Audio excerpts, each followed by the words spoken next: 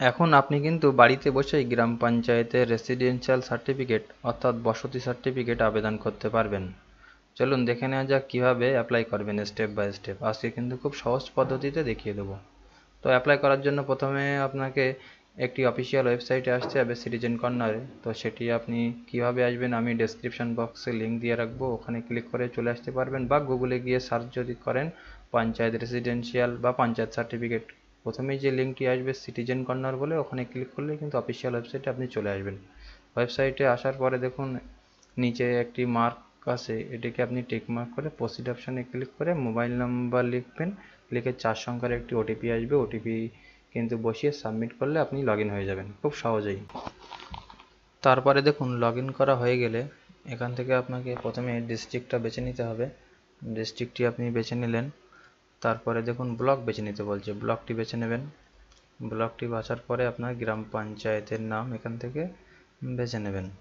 তারপরে কিন্তু এখানে সংসদ কিন্তু আপনার যদি সংসদ নাম্বার দেওয়া আছে, যদি বুঝতে না পারেন বা না জানেন তাহলে কিন্তু ডান সাইডে আপনার মেম্বারের নামও দেওয়া থাকবে।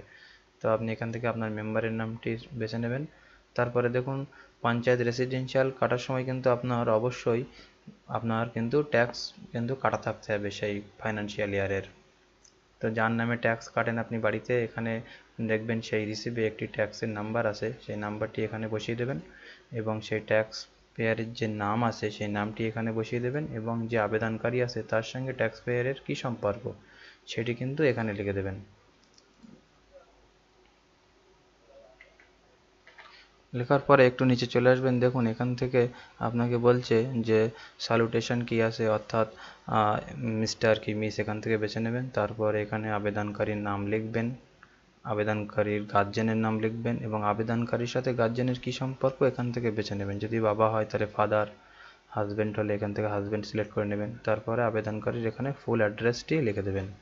তারপর এখানে পোস্ট অফিসের নাম, নিচে পুলিশ স্টেশনের নাম লিখে দেবেন। তারপরে কিন্তু পিনকোড দেওয়ার পরেই কিন্তু আপনার এখানে গ্রামের যে নাম থাকবে এটা কিন্তু এখান থেকে বেছে নিতে হবে। তারপরে দেখুন নিচে পিনকোড দিতে হবে এবং আবেদনকারীর ডেট অফ বার্থ, এটা কিন্তু আধার কার্ড অনুযায়ী দিবেন তাহলে ভালো হবে। তারপরে এখানে কিছু দেওয়ার দরকার পড়বে না, এটি পুরো ফাঁকা রেখে দেবেন। তারপরে ডান হাতে দেখুন অটোমেটিক্যালি রেসিডেন্সিয়াল সার্টিফিকেট সিলেক্ট থাকবে, এখানে রেসিডেন্সিয়াল সার্টিফিকেটটি সিলেক্ট থাকা অবস্থায় নিচে দেখুন এখান থেকে সিলেক্ট করতে বলছে ডকুমেন্টস, এখানে কিন্তু আধার কার্ডটি বেছে নেবেন। তারপর এখানে আধার নম্বর, নিচে এখান থেকে ভোটার নাম্বারটি বেছে মানে ভোটার কার্ড বেছে নিয়ে এখানে ভোটার কার্ড নাম্বার, বা যদি ভোটার কার্ড না থাকলে তাহলে জন্ম সার্টিফিকেট বেছে নিতে পারেন, বা মাধ্যমিকের অ্যাডমিট নিয়ে তার নাম্বারটি এখানে দিয়ে দেবেন। আর তার নিচে দেখুন এখানে বলছে যে আদার্স ডকুমেন্টস, এখান থেকে কিন্তু মেম্বারের ডকুমেন্টসটি আপনি সিলেক্ট করে নিয়ে মেম্বারের প্যাডে লিখিত একটি কাগজ কিন্তু আপনাকে স্ক্যান করে এখানে তার ডকুমেন্টস নাম্বার দেওয়ার কোনো প্রয়োজন হবে না, শুধু আপলোড করলেই হবে। আর এখানে আবেদনকারীর একটি ফটো আপলোড করতে হবে 100 কেবির ভিতরে, এবং এখানে যে ডকুমেন্টসগুলো আপনি এখানে সিলেক্ট করেছেন সেগুলি কোনো ডান সাইডে সব কিছুই আপনি পিডিএফ ফরম্যাটে 2 MBর ভিতরে আপলোড করতে হবে।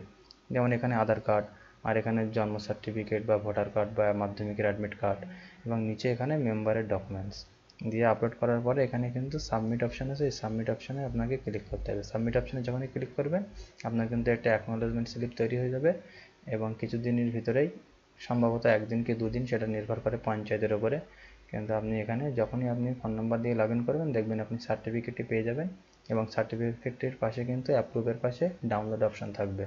ডাউনলোড অপশানে ক্লিক করলে কিন্তু আপনি ডাউনলোড করে সেটি প্রিন্ট করে আপনি কাজে লাগাতে পারবেন। তো ভিডিওটি যদি ভালো লাগে অবশ্যই সাবস্ক্রাইব করবেন।